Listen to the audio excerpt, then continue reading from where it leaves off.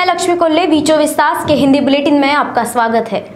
आइए नजर डालते हैं हेडलाइंस पर। चंद्रपुर जिले के चीचपल्ली में स्थित बांबू प्रशिक्षण केंद्र में लगी भीषण आग। नागपुर शहर में यशवंत स्टेडियम के सामने हुआ विदर्भवादियों का हॉर्न बजाओ आंदोलन। साल भर बाद प्रशासन ने किया नुकसानग्रस्त किसानों को मुआवजा देने का निर्णय। चंद्रपुर जिले के चीचपल्ली में स्थित बांबू प्रशिक्षण केंद्र में भीषण आग लगने की घटना सामने आई है। ये माजी वन मंत्री सुधीर मुनगंटीवार इनका ड्रीम प्रोजेक्ट था। इस आग में कोई भी जीवित हानि नहीं होने की सूचना मिली है, बल्कि वन विभाग का लाखों का नुकसान होने की बात कही जा रही है। चीचपल्ली का बांबू केंद्र वन विभाग के अंतर्गत आता है। कल दिन के समय में इस केंद्र के छत से धुआं निकलने लगा। धीरे धीरे प्रशासकीय विभाग में आग धधकने लगी। कुछ ही मिनटों में उसने रौद्र रूप धारण कर लिया। इसकी सूचना मिलते ही अग्निशमन विभाग के 2 गाड़ियां घटनास्थल पर दाखिल हुई और कुछ ही घंटों में आग पर नियंत्रण पाया गया। टाटा ट्रस्ट ने सामाजिक उत्तरदायित्व के अंतर्गत इस प्रकल्प को निधि दिया था। इस प्रकल्प की कुल कीमत 91 करोड़ रुपए है। इतना आकर्षक परिसर आग के चपेट में आने से दुख व्यक्त किया जा रहा है। साथ ही आग लगने के बाद अधिकारी तुरंत घटनास्थल पर पहुंचे। आग लगने का कारण की जांच की जा रही है। असमय बारिश और ओले गिरने से कृषि माल का भारी नुकसान हुआ था। इस नुकसान का मुआवजा साल भर बाद किसानों को देने की पहल प्रशासन की ओर से की जा रही है। इससे हलाकान किसानों को राहत मिलने वाली है। साल 2020 में किसानों को बड़ी अकाल बारिश के कारण बड़ी मुश्किलों का सामना करना पड़ा था। साथ ही इसके चलते खेतों में बोए फसलों का भारी मात्रा में नुकसान हुआ था। उसमें सोयाबीन, कपास और धान की फसलों का समावेश था। किसान बेसब्री से सरकार से मुआवजा मिलने की प्रतीक्षा कर रहे थे, लेकिन उस साल उन्हें वक्त पे मुआवजा नहीं मिलने से किसानों में नाराजगी थी।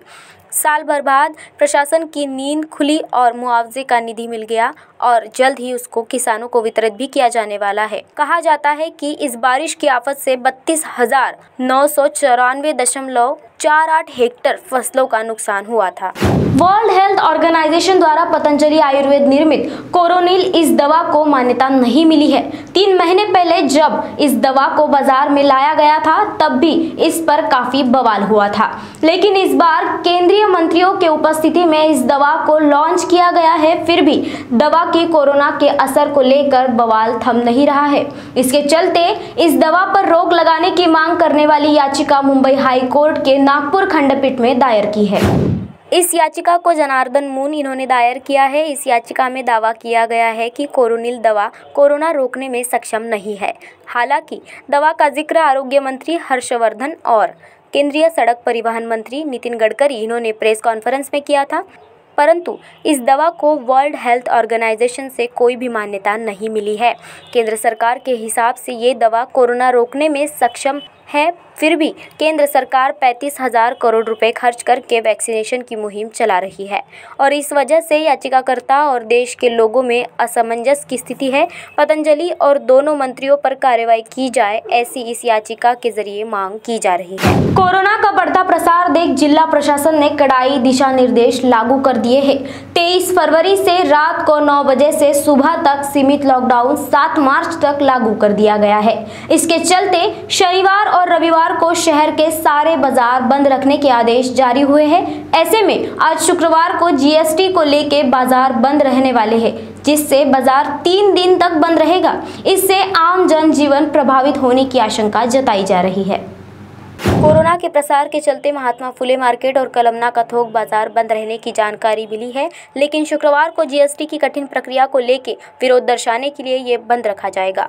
कलमना भाजी बाजार, आलू कांडा बाजार, मिर्ची बाजार, धान बाजार, फल बाजार बंद रहेंगे, लेकिन थोक किराना दुकानदार अभी भी संभ्रम में हैं। शहर के व्यापारी संगठन भी उनके समर्थन में बंद रखेंगे। जीएसटी की कठिन प्रक्रिया और प्रावधानों को लेकर व्यापारियों में बड़ी नाराजगी है।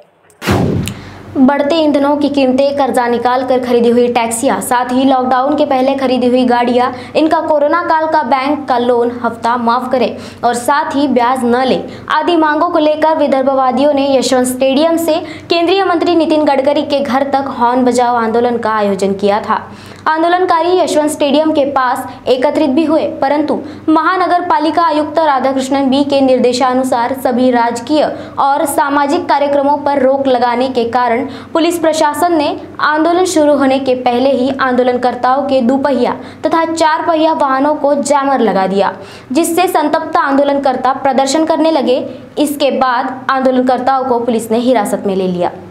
खबरों में फिलहाल इतना ही। आप हमारे वीचो विस्तास के सोशल मीडिया प्लेटफॉर्म जैसे फेसबुक, ट्विटर, इंस्टाग्राम पर भी विजिट कर सकते हैं और ताज़ा अपडेट्स ले सकते हैं। फिलहाल दीजिए इजाजत और लगातार अपडेट्स जानने के लिए बने रहिए हमारे साथ। देखते रहिए वीचो विस्तास। नमस्कार।